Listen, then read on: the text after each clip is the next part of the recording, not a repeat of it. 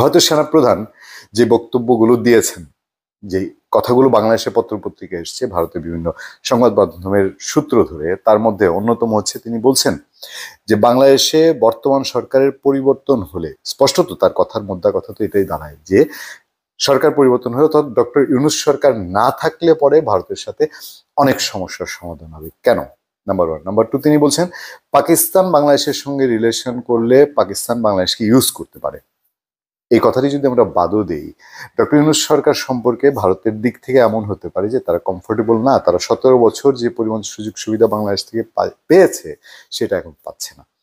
আবার যদি পাকিস্তানের ঘটনাবলী মিলানো হয়, এই সরকারের হঠাৎ করেই যে দহরম মহরম পাকিস্তানের সাথে অপ্রয়োজনীয় বাণিজ্য যোগাযোগ, অপ্রয়োজনীয় বিমান যোগাযোগ সহ বলা হচ্ছে বহু পাকিস্তানি লোকজন এমনিতেই আসছেন, যেটা 71 পরবর্তী কখনোই আসেনি, বিএনপি ক্ষমতায় ছিল তখনও আসেনি, একটু বাড়াবাড়ি রকমের কিনা।